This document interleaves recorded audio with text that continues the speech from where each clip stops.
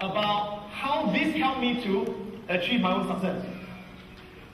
Now, this was the first book that I wrote 12 years ago.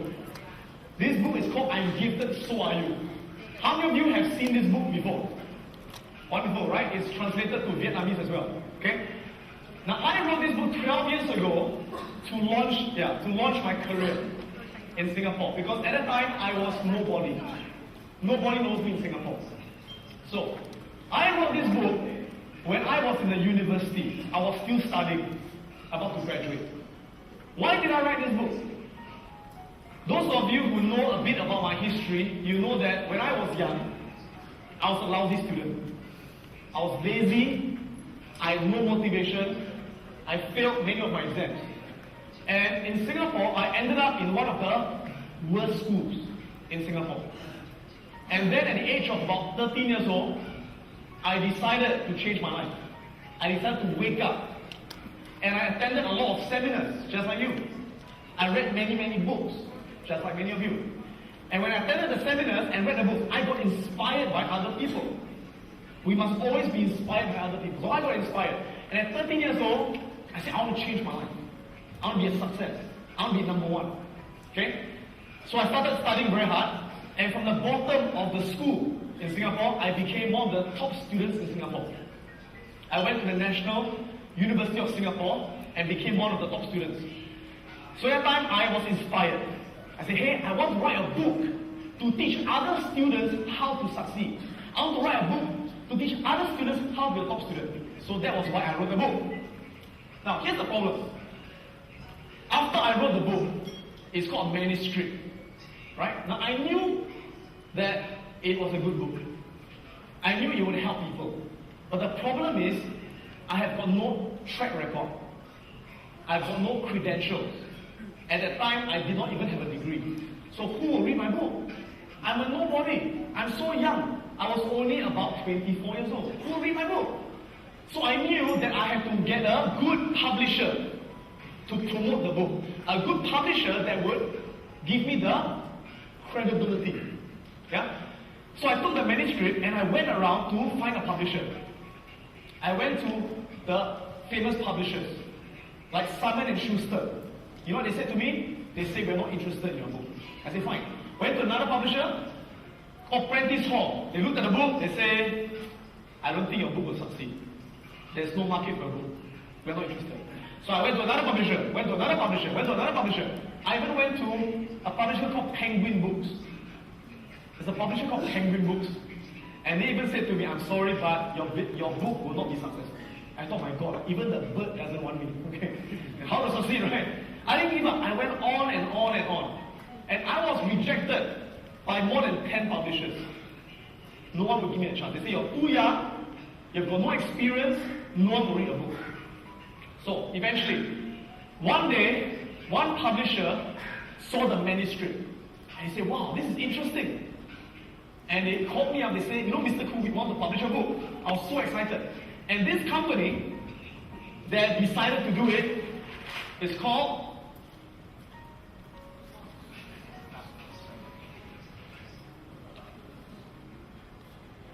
Oxford University Press, which is a publishing company in Singapore.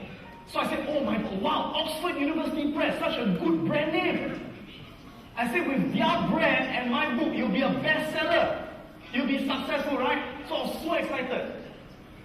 So I went back to my school in the university, and I told all my friends, I said, you know what, Oxford is publishing my book. I will be a best-selling author. Right? So I thought, sure to be successful. Now, the year was June 1998. In June 1998, my book was supposed to be launched in all the bookshops in Singapore. I was so excited. Okay? 1 week before that, I couldn't sleep. Right? Because I had all these visions, I had all these fantasies. I imagine when I go to the bookshop, I see my book on the display, bestseller. I imagine my book everywhere. I imagine people queuing up to buy the book. I imagine I sign autographs. I imagine people take pictures, you know. Oh, I'm just so excited. I say, wow, you know, I'm going to be a best-selling author, like Anthony Robbins or whatever, right? Guess what? It did not happen. Let me tell you what happened. In June 1998, on the day of the book launch, I went to the bookshop. Yes, I went to the bookshop and I walked inside waiting to see my book. I walked in and I looked. I couldn't find my book anywhere.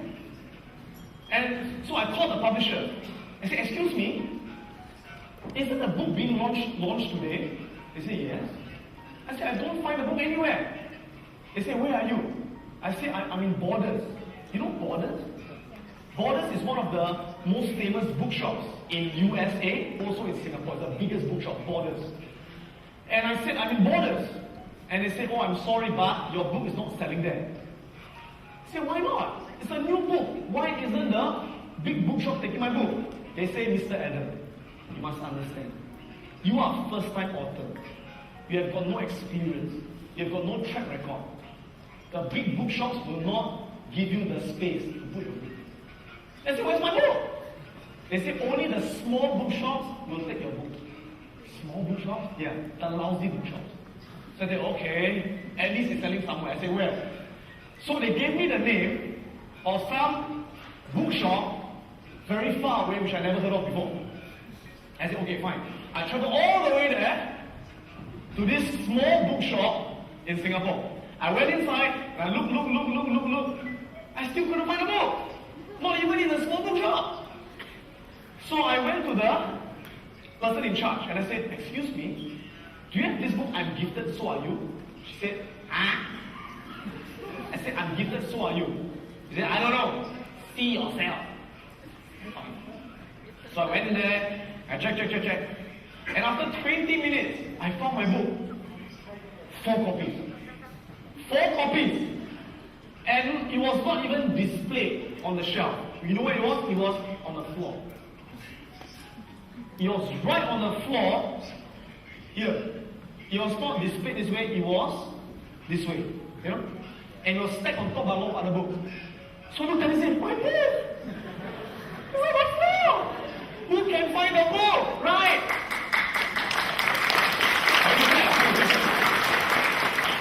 So I said, who can find the book? So I was really upset. I was really angry. So I called my publisher.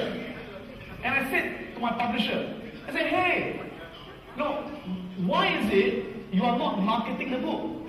You see, as a good publisher, what should they do? They should promote the book, right? They should have advertisements, they should have posters, they should have author signing. They did nothing. And I said, why are you not marketing the book? And you know what they said to me? They said, Mr. Adam, must understand.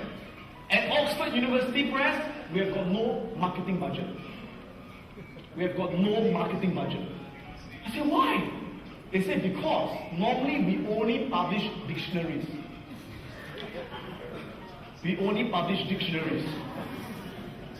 I said, huh? You only do dictionary? Oh, we also do encyclopedia.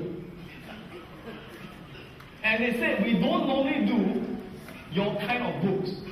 So we have no marketing budget. I said, but I thought Oxford University is a very big company. I said, yes, we are big. In London. Singapore, small, no budget. So I said, but if you don't promote the book, who can find the book? They said, I'm sorry, there's nothing we can do. So how did I feel? How did I feel? I felt like a what? I felt like a victim, right? I said, it's unfair. I wrote a good book. This is my dream. This is my first book. But no one can find the book. The bookshop will not take my book. They're not promoting the book. So I got really upset. 1 month passed, 2 months passed, 3 months passed. Did the book sell? Book didn't sell. Why? Because no one could find the book. And my friends came up to me and they said to me, Adam, I thought you are a best-selling author. I said, shut up. It's not my fault. I wrote a good book. It's a stupid publisher. It's their fault. I blame. And I started what? Blaming and complaining. So as far as I blame and complain, did the book sell? Nothing happened. So one day, a friend of mine, he said to me, he said, Adam, your book will never sell unless you take responsibility for your book. I said, what do you mean take responsibility? Hello, I'm I'm the writer. I did my job. I'm not the seller. It's not my responsibility. He said, yes. But Adam, it is your name on the book. It is your book. And no one cares more about your book than yourself. So from then I thought, I said, you know what, for things to change, I must change first. So I said, okay, if they will not sell the book, I will sell my own book. So you know what I did? I went to the bookshops myself. I went to all the bookshops in Singapore and I told them, will you put my book in the bookshop? They said, no. We've got other books. Why should we put your book? I said, you know what? If you want to achieve something, there's always a way to do it. Now I thought to myself, you know bookshops? Bookshops, they always like to get customers to come in. They like to have events. They like to have activities, right? So I said, okay. I talked to the manager. I said, I tell you what, I will do a free talk for your bookshop. Free talk. Don't pay me, free talk. And if I do the talk, people will come to listen, right? People come to the bookshop and you put my book. Is that okay? What did they say? They said, okay. So I made things happen. I was proactive. So from that day onwards, every week, I will do many book talks. I'll go to all the bookshops in Singapore. Friday, Saturday, Sunday, and I will talk about the talk. Right? And people get to know the book. And I also went to a lot of the schools in Singapore. Schools to do free talks for the students to promote the book. And I even printed my own flyers, like flyers, right? So I used my own computer. I designed my own flyer that says, I'm gifted, so are you. How to be a top student. And every day after school, I'll go to the train stations, the bus stations, and I'll stand in front and I'll give away the flyers. I say, come to my book talk. My name is Adam Khoo. My book is I'm gifted, so are you, right? Went out there, promoted the book. And the next thing I did was something that's never been done in Singapore before. Let me tell you what I did. I decided to advertise my book in the newspapers. Now, no one has done it before. Most of the time, when you see people advertise books in the newspaper, who advertises? The bookshop or the publisher. The author will never advertise his own book, right? I say, I will advertise my own book. Now, are advertisements cheap? No. One advertisement this size in Singapore is about $2,000 US. One advertisement. I decided to put 4 advertisements. It's 8,000 US. Now at 24 years old, that was my life savings. For many years, I worked as a waiter. I worked as a salesman. And I saved my money for 20 years. This is my savings. And I decided to take all my savings and put it into the advertisement. And one of my friends, who is an experienced author, he has written many books in Singapore. He said, Adam, what you're doing is very stupid. I said, why stupid? He said, because Adam, it's not your job to sell the book. It's the publisher's job. I said, but if I don't sell it, they won't sell it. It's my book. He said, Adam, you must understand. Even if you sell the books, you will not make back your money. Let me explain why. You know when you buy a book that I wrote, I get paid a royalty. Right? When you buy my book, I get paid a royalty, right? Do you know what's the royalty, by the way? The royalty that I get paid is 10%. Not of the sales price of the book. It's 10% of the profits of the publisher. 10% of the profits of the publisher. Which means my book in Singapore sells at $28. When people buy the book, you know how much I get? $1. I get $1. So who makes most of the money? Who makes most of the money? The publisher and the bookshop. And my friend says, Adam, Singapore is very small. Singapore is a very small market. In Singapore, an average book sells about 2,000 copies. Average book, average.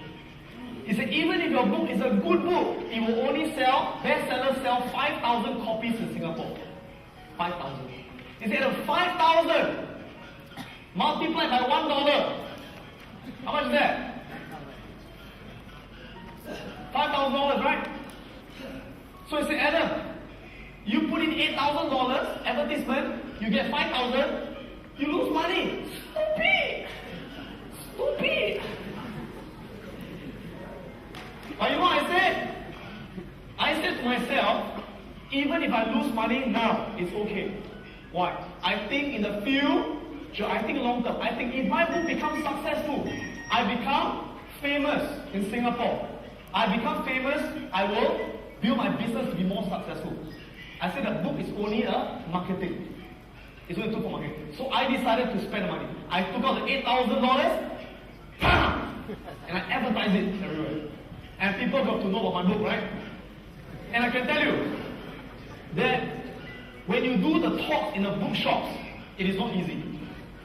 See, like today, all of you come down, you're sitting down listening to me, right?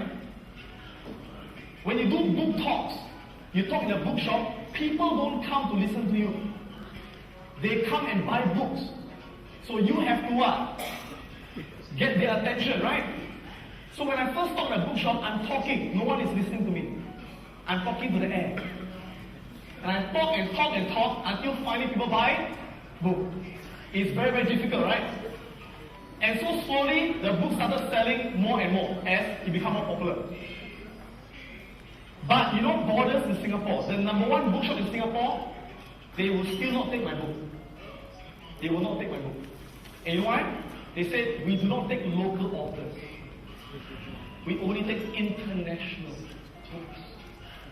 From America, from London, Singapore, will not take your book. But I knew that I have to get my book into Borders because it's the number one bookshop. And I said, there must be a way to do it. There must be a way. So I thought of a way. You know what I did? I said, let's make things happen. Now, at that time, I have got many students in Singapore. And I told them, I said, I need your help. Each of you, help me to call Borders 10 times a day. And every time you call Borders, ask my book, I'm gifted, so are you. And I had a few hundred students. And every day they will call Borders every 5 minutes. And they ask, do you have the book, I'm gifted, so are you? Do you have the book, I'm gifted, so are you? Do you have the book, I'm gifted, so are you? Do you have the book, I'm gifted? I think Borders was thinking, who's Adam Khoo? Everybody wants to buy his book. And so they started ordering the book. And that's how I got the Borders, right? And 6 months later, I opened up the newspapers and I got a shock of my life. Because in Singapore, every Sunday, they have the bestsellers list. They rank all the books in Singapore from the number 1 to the number 10 book. And when I opened up the newspaper, I got a shock. My book was ranked number 1 in Singapore. Can I have the slide? Thank you. And the slide, please, slide. Okay? And I was featured in the newspaper. And this was the newspaper article I was featured in. Where at that time I was a student. And as a student, I topped the bestsellers list in Singapore. And if you look at the list, you can see my book, I'm Gifted, so are you, number 1. And have you heard of the book, 7 Habits of Highly Effective People? Very famous book. That was number 4. Have you heard of this book, Men Are From Mars, Women Are From Venus? That was number 6. Have you heard of Lee Kuan Yew? Lee Kuan Yew was our Prime Minister. He wrote a book, and my book also beat his book. So after that, the book became a bestseller. And did we sell 5,000 copies? No. We sold in a few years, we sold roughly about 60,000 copies. And after we sold all the copies, later, I wrote my 2nd book, my 3rd book, my 4th book, my 5th book, my 6th book, my 7th book, and today I've got 11 books. And the books are published internationally. And they're all now bestsellers. And recently my books were also translated into Vietnamese. Right? And they're sold right now in Vietnam. And in Vietnam, we have sold 35,000 copies in the last 2 years. Right? And not only that, but in Singapore, Borders, the number 1 bookshop. This is Borders. The Okay, this is the bestseller since I was #1 there. And this is a national newspaper #1 over there. And in Borders, this is Borders, if you can't see properly, it's Borders. And I was ranked #1 in Borders as well, the entire Borders bookshop. Now, why do I tell you this story? I tell you this story to share with you a very important lesson I've learned. And the lesson is this.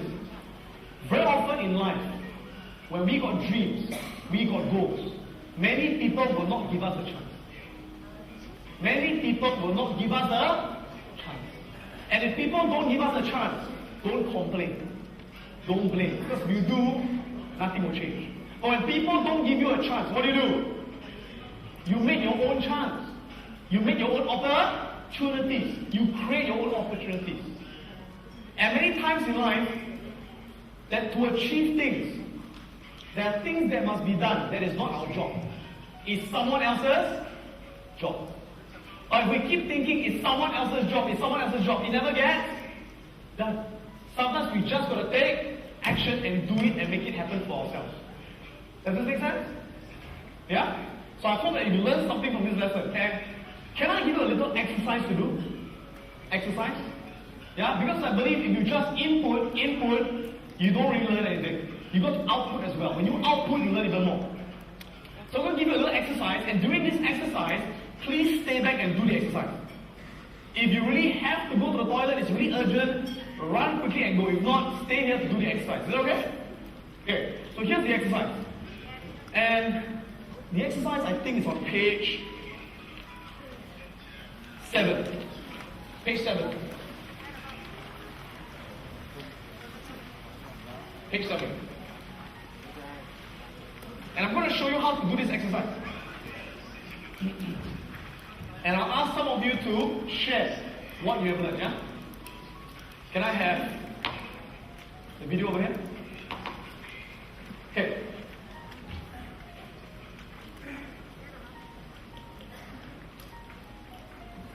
Video. Okay. Now, on page 7, you see 3 things, right? You see that? On the first column is what we call blame. The things we are blaming. We blame the customers, we blame our competitors, we blame our partner, we blame. And as long as we are here, our business can't change. We can't change. On the second column is what we call take charge.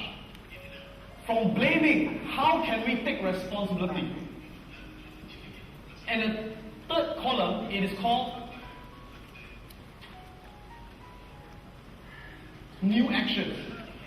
What are the new actions you can take to change the results? So let me give you an example. Every time I work with business owners, I work with entrepreneurs. Many business owners always blame this group of people. They always blame their staff. Isn't it true? They always blame their employees. They say, Adam, my business can be better if I got better employees. My business can be more successful if I got better employees. They say, Adam, my competitor, they got better staff. Why can't I get better staff? Why are my staff so lazy? And they blame the staff. They say, my staff are lazy. When I first hire them, they are motivated. But after a while, they become lazy. How many of you find this to be true sometimes? That some of your staff are lazy? Any of you? Staff are lazy? Okay? Or they say, my staff, they are not motivated. Or they are not proactive. They are reactive. Okay? Let me ask you a question. As long as we blame our staff, will our business change? As long as we blame our staff, will our business change? Our business will never change.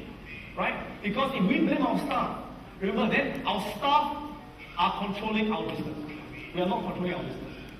So if we want to change our business, we need to take charge. We need to take responsibility. So as a boss, we must ask ourselves, how are we creating the situation? Why are my staff lazy? Why are they not motivated? How am I creating it? What are the decisions I'm making? What are the actions I'm taking that's creating this problem? So for example, how could a boss take charge? The boss could say, maybe they are lazy because I did not hire the right staff, right? I did not recruit the right staff. So maybe it's because of the way you recruit your staff. During the interview, you did not ask the right questions. You did not select the right person. Or it could be you selected the right person, but you did not do enough training. You did not train them. And that's why they do not perform, that's why they become lazy. Or it could be because you hire the right staff. You train them, but they are not motivated. Why? Because of the wrong way you pay them. The compensation. Let me give you an example, like in Singapore. In Singapore, I've got about 24 trainers, teachers. Yeah. Now, most of my competitors, they pay their teachers fixed pay. You know fixed pay? So they pay a fixed pay of, for example, they pay maybe fixed pay of 2,000 US dollars, fixed pay. So they work more, 2,000. They work less, 2,000. So what do? They work less. But my company is different. My company, I pay my trainers low fixed pay. I pay my trainers about $500. But I pay them commissions. I pay them commissions, I pay them training fees. So the more hours they train, the more they teach, the more money they get. They teach more, they earn more. They teach less, they earn less. And how much can they make? Unlimited. If they are good trainer, they get a lot of customers, they can earn a lot of money. For example, in my business, I'm the chairman in my company, right? I'm the chairman. But do you know some of my trainers, some of my teachers, they can earn more than me? Yes. If they train more hours, if they teach more, they can earn more than me. My trainers can also earn more than my CEO. So the way I do my business is very fair. We pay based on performance.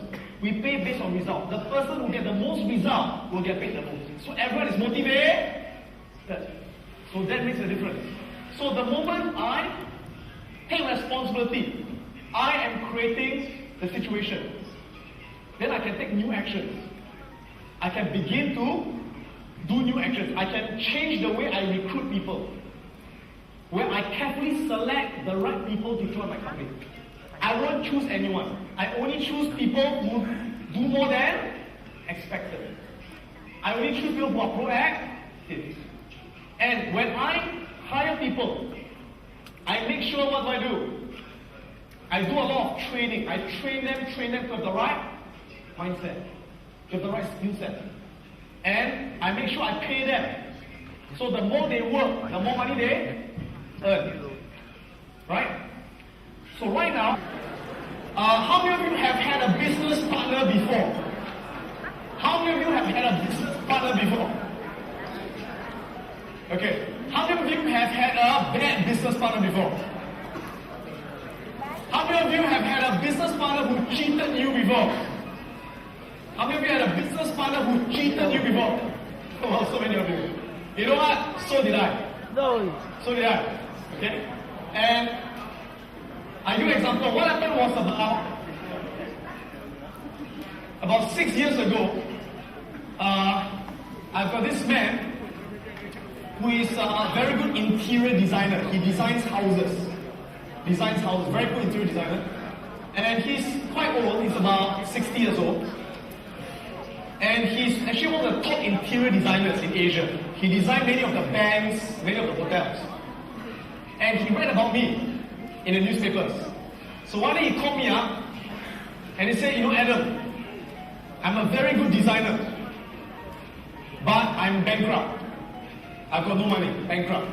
And he explained, he said, because last time my company, I built it to very successful. But then he told me, he said, my wife, take my money and run away with my director. Right? So they cheated me And that's why now I've got no money. I said, Adam, I'm a very good designer. I said, Adam, if you are my partner, we can make millions of dollars. Right? And he did the calculation for me, and he projected. He said, Adam, if we start the business, you put in the money, I will be the designer. Okay? And we can make so much money. And he showed me all the money we can make. Few $100,000, few million US dollars. So when I look at the money, I go, my eyes open. I'm very excited. I say, wow, okay. So I put in the money. I put in about $500,000 into the business. Do I know anything about interior design business? Nothing. But I thought it's okay. He's the interior designer. Let him run everything. So I don't look at the bank. I don't look at the business. He run everything. And so the business was running. And every month he called me. He said, Adam, business very good. We closed the sales. We got so much sales. So I was very happy. I said, good. Oh. Okay? And a few months later, what happened was, a customer called me. And he said, we hired the company to do the house, the interior design. We pay the company, but they don't do the house. I said, why? So I went to check with my accountant in the company. I said, why is it the customer we're not building the house? After they paid the money. And the accountant said, we got no more money. I said, huh? What do you mean we got no more money? I thought there's very good sales. I thought I put in $500,000. They say, no, there's no sales. And later I found out that my partner, he has been taking out the money. Every month he takes out the money and he spends the money. And when a customer hires the company, when they put in the money, instead of using the money to build a house, he takes the money and he pays his old debts. He pays what he owes other people. And the next thing I knew what happened, the company had no more money. And many people started suing the company. Now that company has got two directors. I'm one director and my partner is one director. And what happened was my partner, eventually, he himself got bankrupt because the bank sued him. And in Singapore, when you are bankrupt, you cannot be a director. So he resigned as a director. So now the company has got how many directors? Me. And I'm now the only director of the company, and the people are all suing the company. So I had to go through my lawyers, and it was a very, very painful experience I went through. In the end, I lost a lot of money. And it affected my reputation as well. And after that, what happened? I said at first, it's not my fault. It's because of the partner is dishonest. The partner cheat my money, right? But later I told myself, if I blame him, then I will never learn the lesson. Next time, I will continue to be cheated by other people. So instead, I take responsibility. I said, the reason I lose my money is because I was greedy. It's because before I make the company my partner, I did not check his background. I did not monitor the business. And that is why I lost money. So I begin to take responsibility. Later, I found out, by talking to many people in the design industry, that this man has cheated many other people. I'm not the first one. I'm the fifth one. He has cheated many businessmen. So I told myself, it is my fault. I did not do my research. I did not do my due diligence. So because of that experience, today am I a better businessman? Let me go on to share with you the next concept that has helped me a lot. And the concept is this, that we know in life things don't always go the way we want. Life doesn't always go the way we want. But we have a choice to let things control our emotions. Or we can control our own emotions. And there's a formula I'd like to share with you, which is this. And the formula goes, E plus R equals to O. Right? And what does this mean?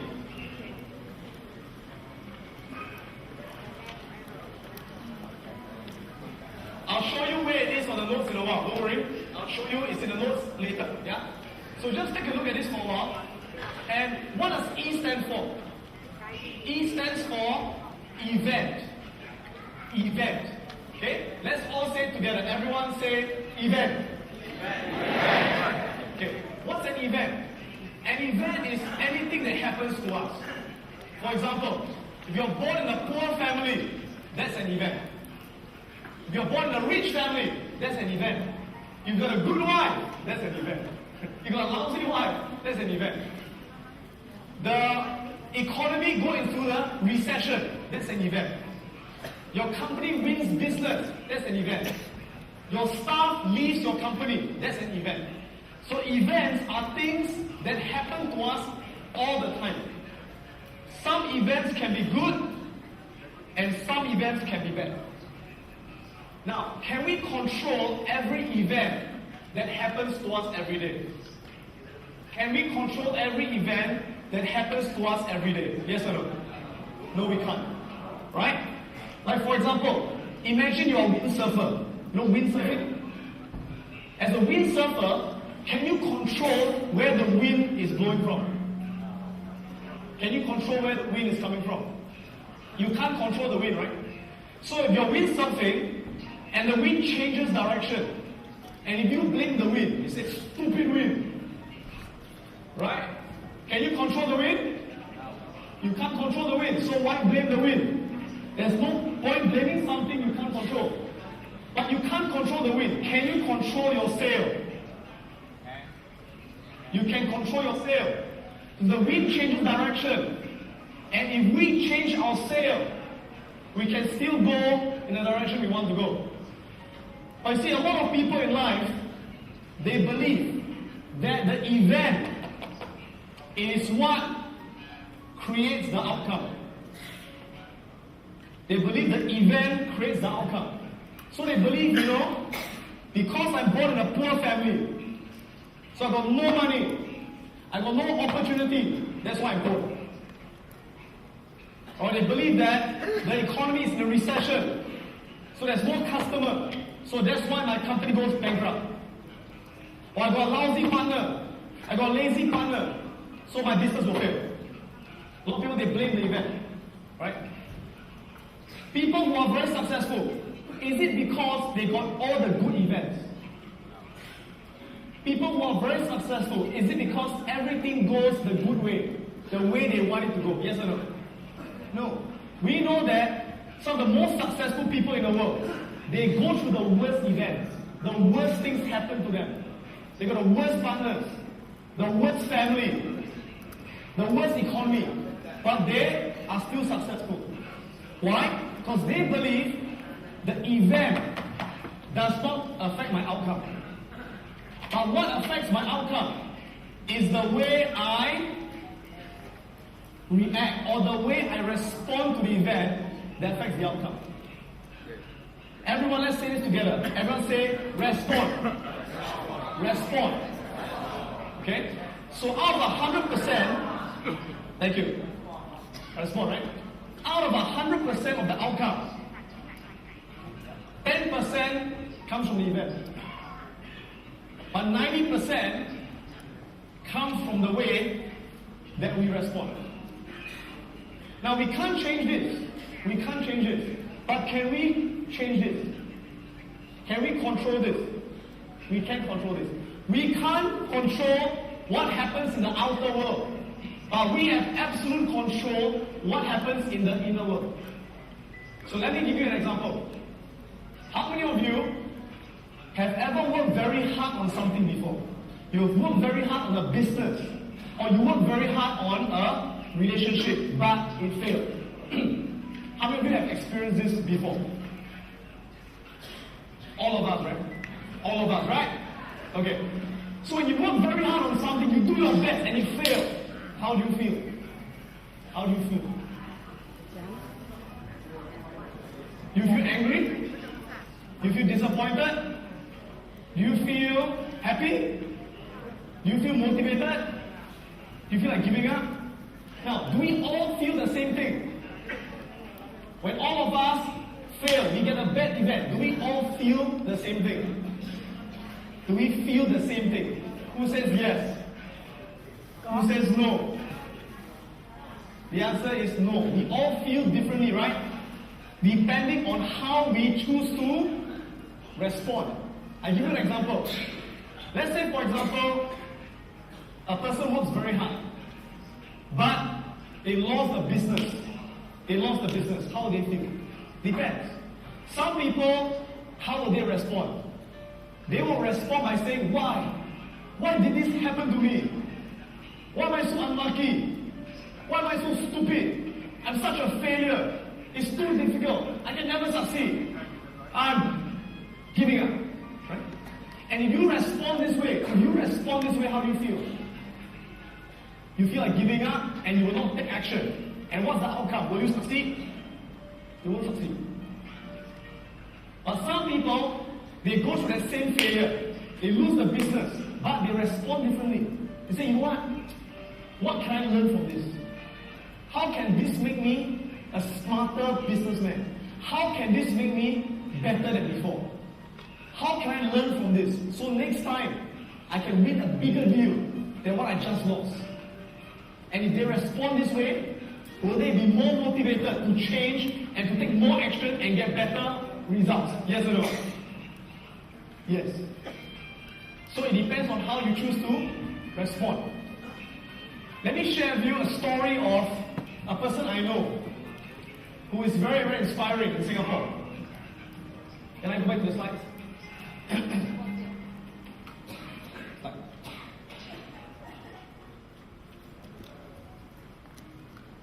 Okay. Let me tell you the story of this person. This person was featured on the front page of the newspaper in Singapore, and his name, he's the man in the center. He's the man in the center over here. This man, over here, the center. His name is Mr. Lim Yao Tong. And what happened was this man, many years ago, in his late 20s, when he was about 20 to 30 years old, in Singapore, he started a company called Emporium. And he worked very hard to build this company, Emporium, and he became one of the biggest shopping centers in Singapore. Right? One of the most famous shopping centers in Singapore. So last time, every time someone wants to buy something, they go to Emporium. Very famous. So he was a multi-millionaire. He was a successful businessman. But what happened? In the 1980s, as you know, Asia went into a very bad recession. And Singapore also went into a very bad recession. And he was hit with all the worst events. Singapore went into a recession, and many competitors from Japan, from America, from London, they came to Singapore. New shopping centers came. And his company did not change fast enough. His company did not improve. And people stopped coming to his company, to his shopping center. And after a few years, his business collapsed. His business went bankrupt. Can I go back to the slide, please? Go back to the slide. His business went bankrupt. And a few years after that, he himself was declared a bankrupt. He was declared a bankrupt, lost everything. And he was declared a bankrupt at the age of 72 years old. 72. Now, guess how much money he owed the bank? You know how much he owed the bank? He owed the bank about 60 million US dollars. He was 60 million US dollars in debt at 72 years old. Now, let me ask all of you a question. Imagine if you are 72 years old and you went bankrupt and you owed 60 million US. How will you respond? Most people, they'll say what? It's over. I'm too old. I'll never make it back. God, why do you do this to me? Why? Right? And they'll respond by saying what? I'd rather die. And they take the gun. But the amazing thing was this guy, Mr. Lim Yao Tong. Go back to the slide again, please. This guy, Mr. Lim Yao Tong. Okay? He had what we call the winner's mindset. The winner's mindset. Everyone say winner's mindset. Let's say it together. Winner's mindset. One more time. Winner's mindset. He had the winner's mindset.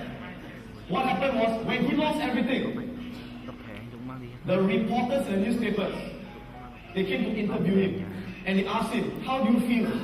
How do you feel, right? The last 30 years, all your money is all gone. You are lost all your money. How do you feel? You know what he said? He said, it's not gone. I'm still a millionaire. I'm still rich. They said, huh? Are you okay? Are you crazy? You're bankrupt. I mean, you're rich.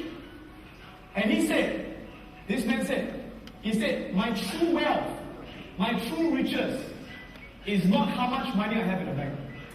My true wealth is not what is in a car, it's in a house. He said, my true wealth is what is here. He said, my true wealth is my mindset, my ideas, my experience, my knowledge. He said, here I'm still a millionaire. And he said, they can take away my house, they can take my car, they can take all my money, but they cannot take my mindset. And he said, as long as I'm still a millionaire here, you know what? I will make it back here. And he said, at 72 years old, I will start all over again. I'll start all over again.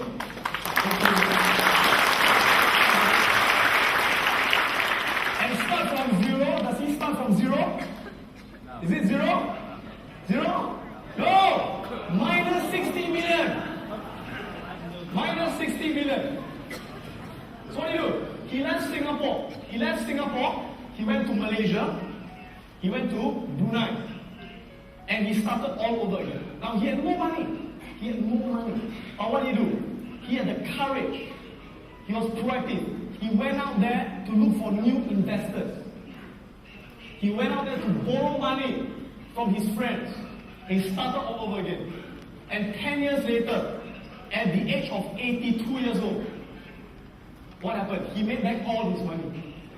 And he became a millionaire once again. So what's the lesson I want to share is this?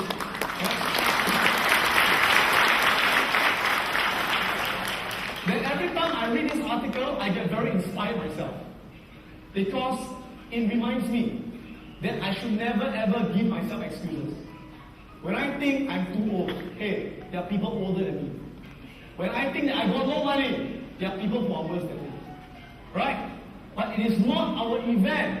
It is how we respond. That is what makes the difference. How many of you here think that you are lucky? You are lucky. Okay? Lucky, you are lucky. How many of you think you are not lucky? Okay, interesting. How many of you think that no matter how unlucky you are, there are other people who are more unlucky than you? There are other people who are more unlucky than you. If you think you're unlucky, there are people who are worse. And some of these people could be even more successful. Is that possible? Is that possible? Yes, how they choose to respond. Okay? How many of you feel that right now, when something bad happens to you, you respond in a way that makes you feel bad, that makes you feel lousy and you feel like giving up? Alright? How many of you want to learn how to control your response? You want to learn how to control the way you respond? Great. Let me teach you a formula. And this formula is on page 8.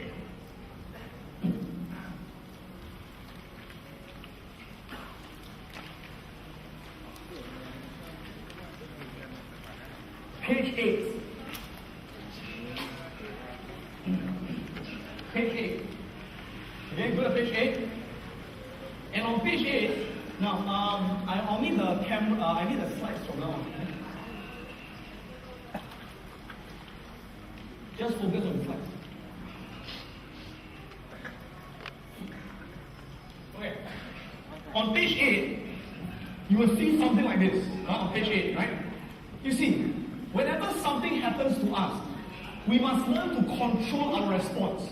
Because it is how we respond that will affect how we feel, what we do, and the outcome that we get. So, how do we respond? Let's learn how we respond. You see, whenever something happens to us, We always respond in three ways. Three ways. How many ways? Three ways. The first way that we respond is we always ask ourselves this question. We always ask ourselves, what do I focus on? You see, as human beings, we always talk to ourselves. As human beings, we always talk to ourselves in our mind, right? And what we say to ourselves affects our focus. So the first thing is, what do I focus on? So some people, when bad things happen to them, what do they focus on? They focus on this question. They ask themselves, why did this happen? Why did this happen to me? Right? And some people, they focus on this question. Who's to blame? Whose fault is it?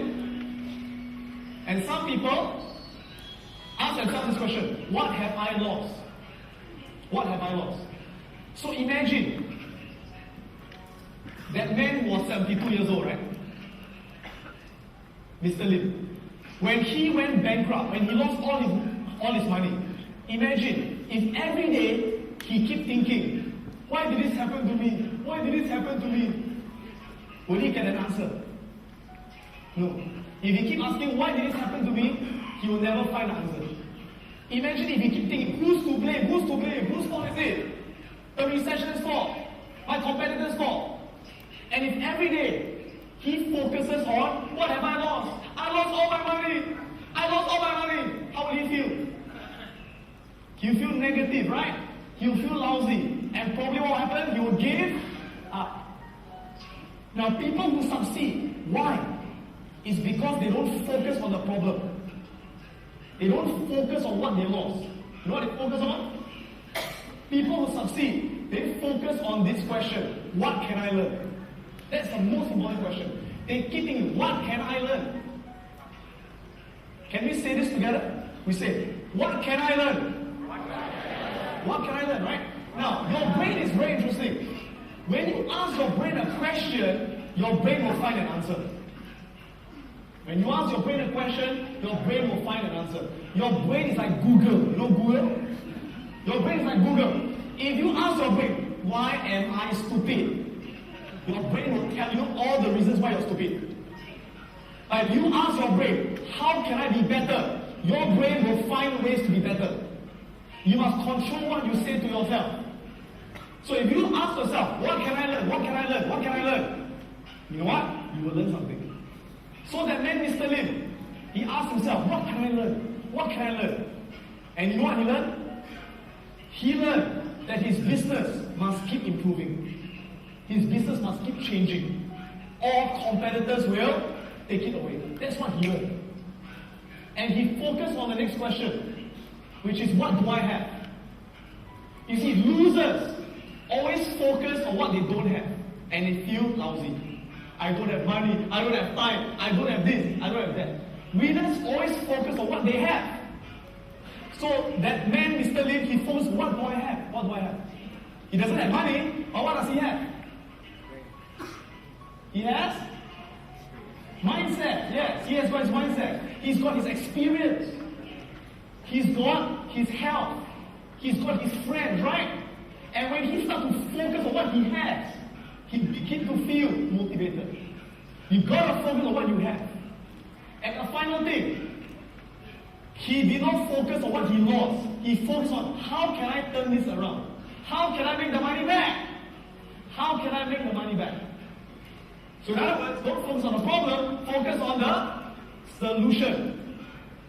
And when he begins to focus on it, he gets motivated.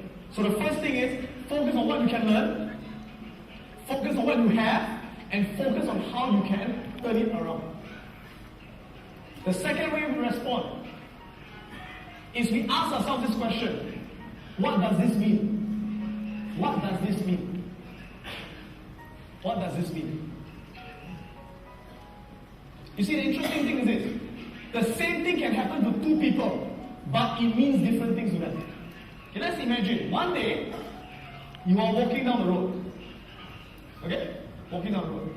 And suddenly a tree fell, okay? And it missed you just by 1 second. So if you are too late, you die. But the tree fell and you did not die. You were saved by 1 second. Now, if that happens to you, how do you feel?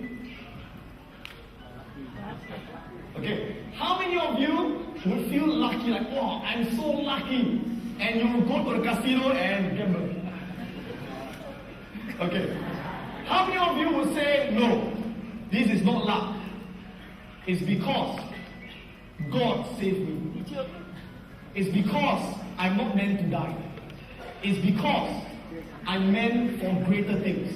And God helped me to be saved, so I can be making a difference in the world. And you feel inspired, and you go and make a difference. True? So, different people, they've got different meaning, right? I give you an example. It's like, for example, let's imagine you're married for 10 years. And one day, your wife or husband says to you, I'm going to leave you. I don't want you. Goodbye. What's the meaning? Some people say, oh my God, my wife leave me. It means no one will love me anymore. It means I'll be lonely the rest of my life. It means I'm useless, right? But some people, if the wife leaves them, they say, good, good, good. I find better wife. I find a better wife or better husband who loves me even more. It's a blessing, right? So is it good or bad? It depends on the meaning that you give to it. What is the meaning? So some people, when things happen to them, they see it as a curse. They see it as bad luck.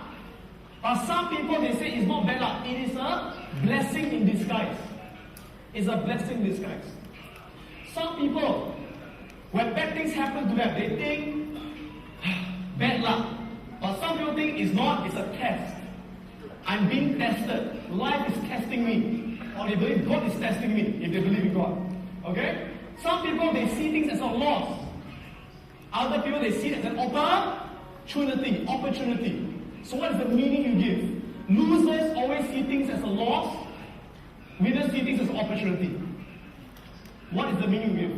The third way we respond is we ask ourselves this question. What am I going to do? Can we say this together? What am I going to do? What am I going to do? Can we say this? Ready? What am I going to do? What am I going to do? Okay. So what do some people do? Some people, when bad things happen to them, they do nothing. Oops.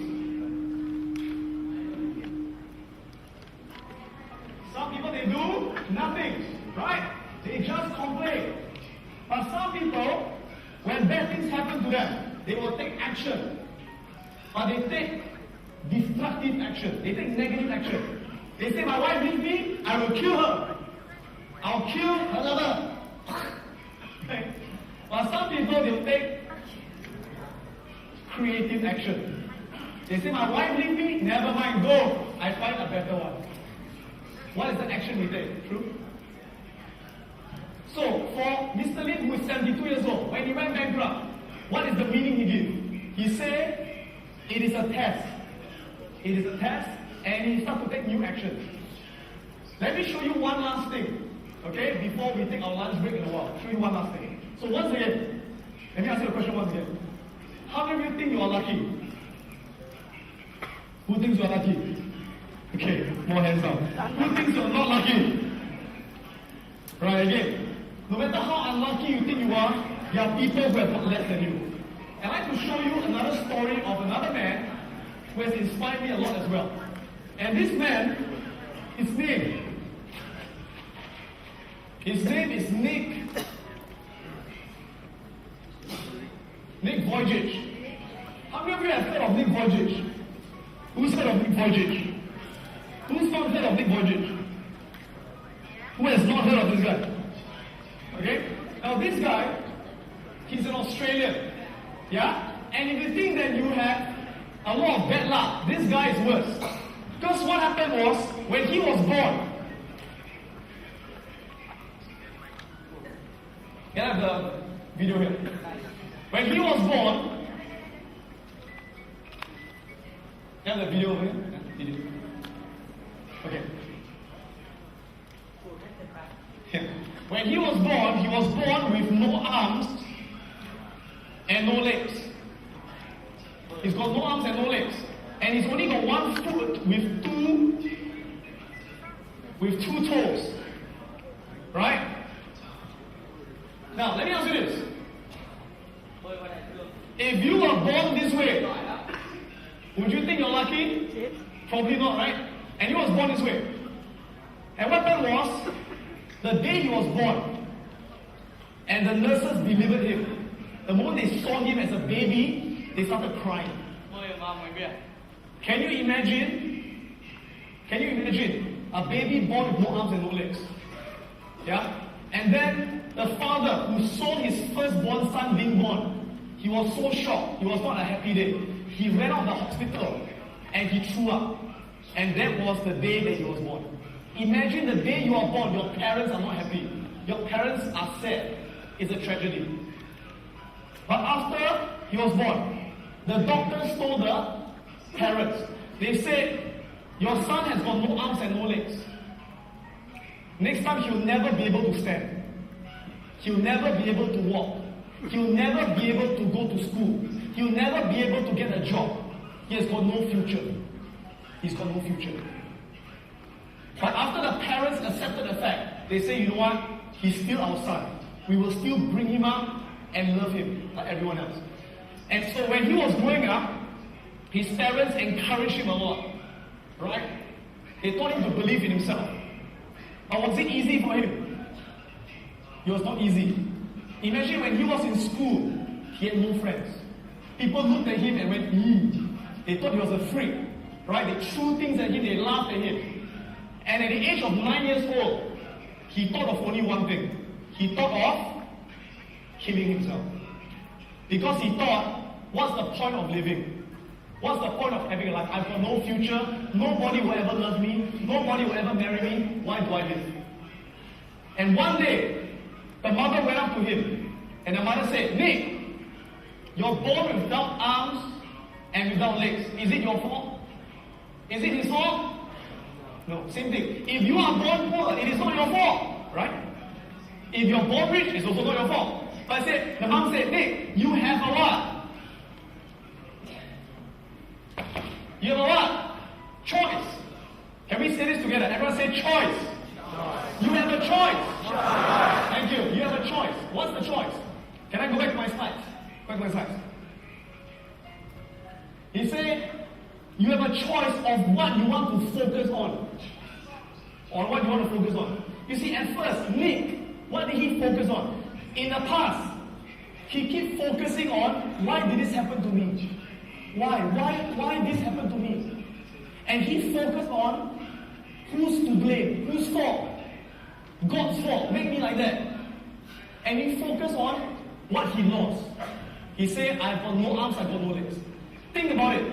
If you focus on the first three things, how would you feel? You feel like giving up, you feel negative, right? But the mom taught him, change your focus. Change your focus. And he began to focus on, instead, what can I learn from this? He asked her, what can I learn? And he found an answer. Remember Google? When he asked himself, what can I learn? He realized, you know what I can learn? I can learn how to do things without arms and legs. I can learn to do things without arms and legs. And he began to focus on, what do I have? He stopped focusing on what he doesn't have. He focused on, what do I have? And you know what he has? He said, I can talk. I can speak. It's a gift. I can see. There are people who are born blind. It's a gift. I can think. It's a gift. And when he began to focus on what he has, he began to get the confidence, the motivation. And he focused on, how can I turn this around? How can I turn the problem into an opportunity? But what's the most important thing? He changed the meaning. He changed the meaning. He changed the meaning. At first, when he's born this way, you know what he says? He says, it means I'm worse than other people. It means I got bad luck. It means I'm disabled. It means I'm just unlucky. But after that, he changed the meaning. He said, you know what this means? I'm not unlucky. He believes. God purposely made me this way. God made me this way to test me, to get me to inspire other people, to test my courage. That's what it means. He said it means I'm here to inspire the world. And the moment he saw himself as someone who is meant to inspire the world, he began to then focus on taking action. So what did he do? He began to have a vision of his life, to have goals. And he set 5 goals for himself. His first goal that he said, when I grow up, I want to become a millionaire. He said, I want to be a millionaire by the age of 30 years old. Can you imagine someone like him say, I want to be a millionaire with no arms and no legs? His second goal, he said, I want to go to the university to get a degree like everyone else. His third goal was to become a motivational speaker like Adam Khoo. Right? And his fourth goal was to write a book. Imagine writing a book without arms and legs. He writes a book with 2 toes, typing on the keyboard. And his last goal was to raise money for charity, to help people who are poor. And what's the amazing thing?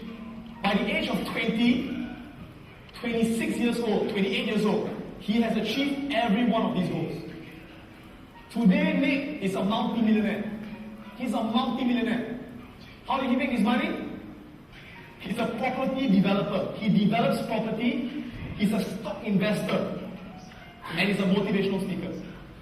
He went to the university and got 2 degrees in finance and accounting. He's a motivational speaker. He has spoken to more than 3 million people in 30 countries. And he has written a book with 2 toes. And he has raised millions of dollars to build schools in poor countries. So let me ask you a question. Would you say he's successful? Would you say he's successful? Would you say he's successful? Yes or no? Yes.